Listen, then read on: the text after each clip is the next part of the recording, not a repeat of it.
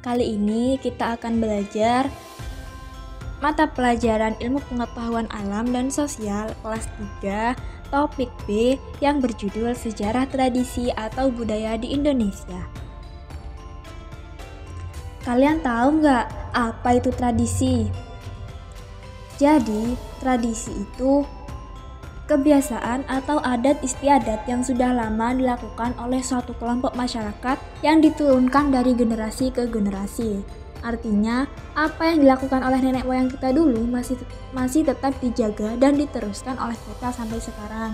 Nah, tradisi itu punya beberapa ciri, yaitu yang pertama, dilakukan secara berulang-ulang. Misalnya, setiap tahun ada upacara adat atau perayaan tertentu yang selalu dilakukan pada waktu yang sama. 2. Memiliki makna simbiolis. Jadi, di balik kegiatan tradisi itu ada makna atau pesan penting. Misalnya, untuk bersyukur kepada Tuhan, menghormati leluhur, atau menjaga kebersamaan masyarakat. Yang ketiga, mengajarkan nilai-nilai kehidupan. Dari tradisi ini, kita bisa belajar banyak hal, seperti nilai gotong royong, rasa hormat, dan cinta tanah air. Contohnya, bisa kita lihat dari upacara adat, tarian tradisional, lagu daerah, sampai ritual keagamaan. Semua itu termasuk dalam bentuk tradisi yang masih dijaga sampai sekarang di berbagai daerah Indonesia. Nah, teman-teman, di Indonesia ini banyak sekali tradisi yang berbeda-beda di setiap daerah. Setiap daerah punya kebiasaan unik yang sudah dilakukan sejak lama dan diwariskan oleh nenek moyang.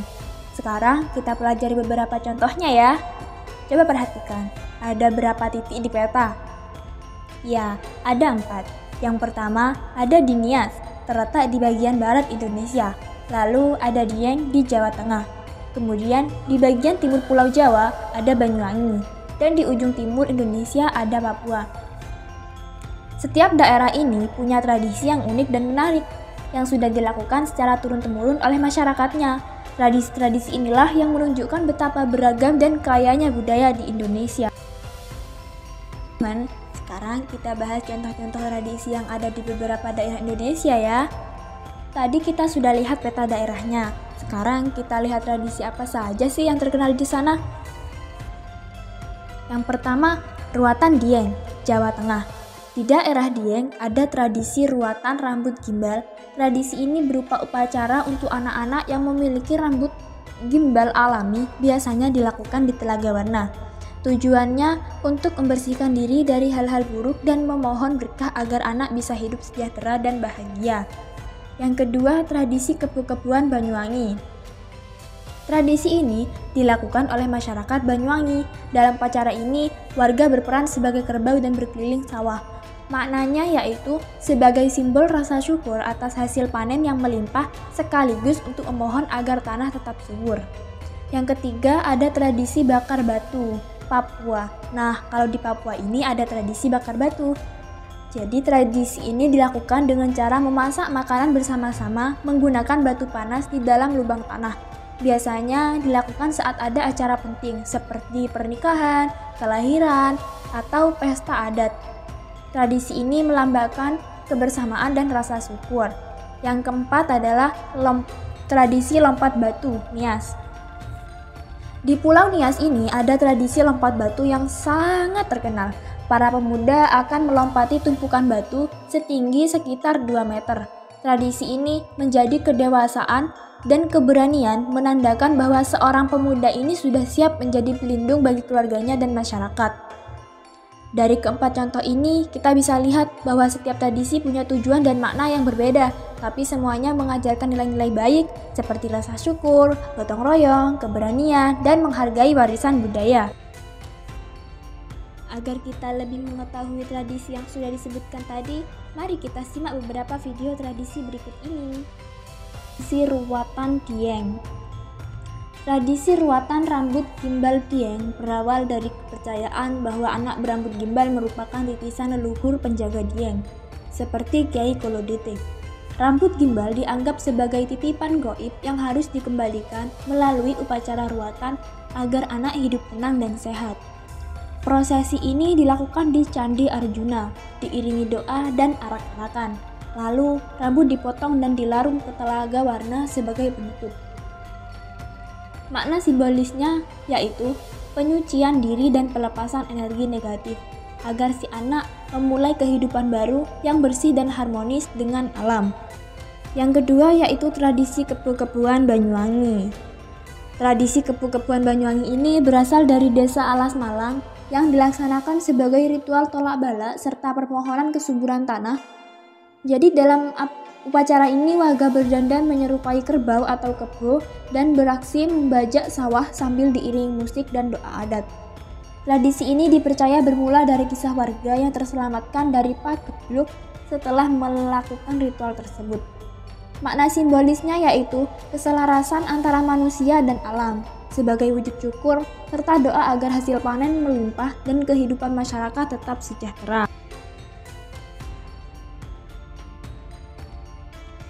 Yang ketiga yaitu tradisi bakar batu Papua. Tradisi bakar batu Papua merupakan ritual adat masyarakat pegunungan Papua untuk menyambut kebahagiaan bersama, seperti kelahiran, pernikahan, atau perdamaian antar suku. Dalam upacara ini, batu dipanaskan hingga membara lalu digunakan untuk memasak daging, ubi, dan sayur secara gotong royong. Tradisi ini menjadi simbol kebersamaan dan rasa syukur atas kehidupan. Makna simbolisnya yaitu persatuan dan kebersamaan, karena seluruh warga berkumpul, bekerja sama, dan makan bersama sebagai lambang keharmonisan sosial.